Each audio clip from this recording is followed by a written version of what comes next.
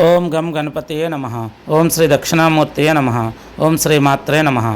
ఓం గురవే సర్వలోకానాం భిషజే భవరోగిణాం నిధయే సర్వవిద్యానాం దక్షిణామూర్తయే నమః.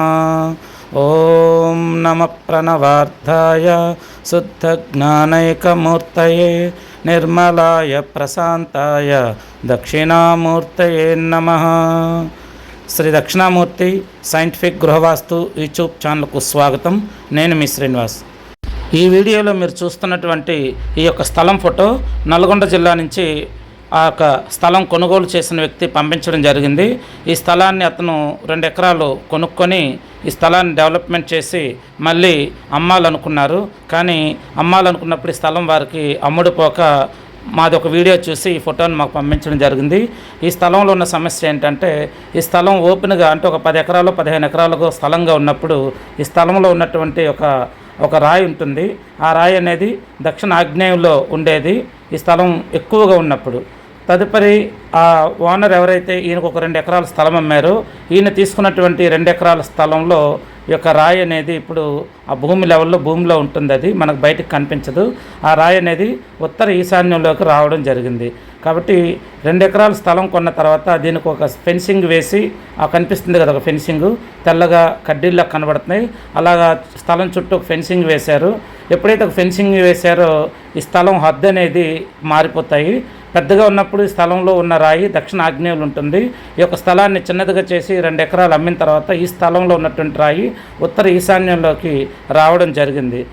ఈ యొక్క ఉత్తర ఈశాన్యంలో ఉన్నటువంటి రాయి ఏదైతే ఉందో అది బరువు సూచిస్తుంది. తద్వారా ఆ కొనుక్కున్న వ్యక్తికి మానసిక ఒత్తిడికి సంబంధించిన సమస్యలు మొదలవుతాయి.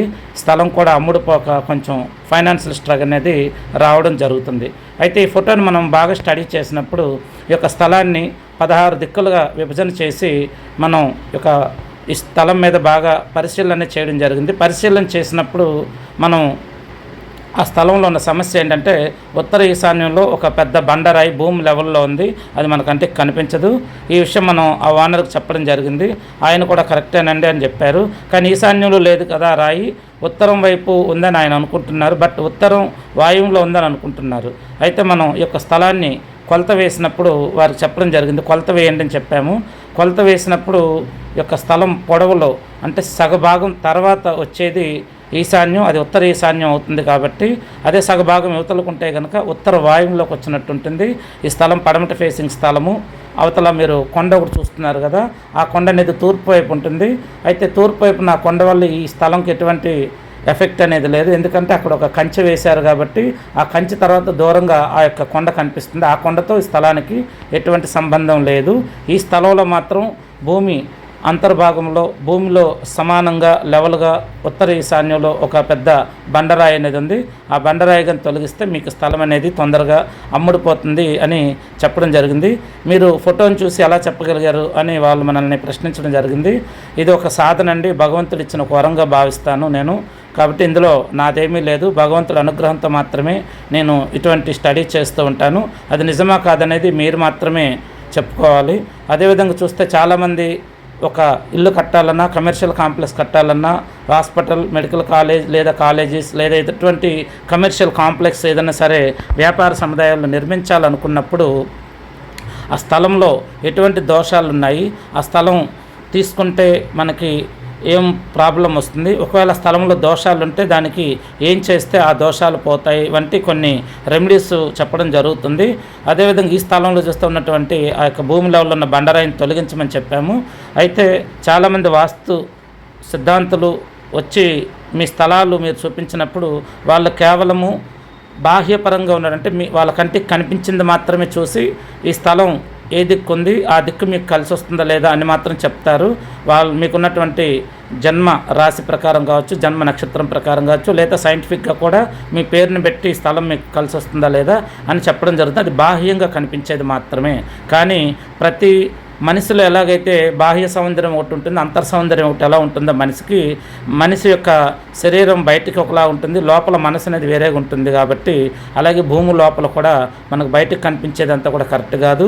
మన పేరుకి కలిసి వస్తుంది కదా అని మనం తీసుకోవడం కూడా కరెక్ట్ అనిపించవచ్చు. బట్ ఆ స్థలం లోపల ఏమున్నది అనేది మనం గ్రహించాలి. ఆ స్థలంలో నెగిటివ్ ఉంటే మీకు ఆ స్థలంలో నివాసం ఉంటున్న వాళ్ళు కావచ్చు, వ్యాపారం చేస్తున్న వాళ్ళు కావచ్చు, ఫ్యాక్టరీలు కావచ్చు, ఆ యొక్క స్థలంలో నిర్మాణం చేసిన తర్వాత వచ్చేటువంటి సమస్యలు అనేక ఉంటాయి. మరి కొంతమంది అయితే డిప్రెషన్ గురవడము లేదా గొడవలు రావటము ఇలాంటి సమస్యలు ఎన్నో ఉంటాయి. స్థలంలో కానీ ఒక జీవశక్తి కానీ లేకపోతే కనుక ఆ జీవశక్తి ఉందా లేదా అని మేము స్థలాల మీద స్టడీ చేసి చెప్పడం జరుగుతుంది.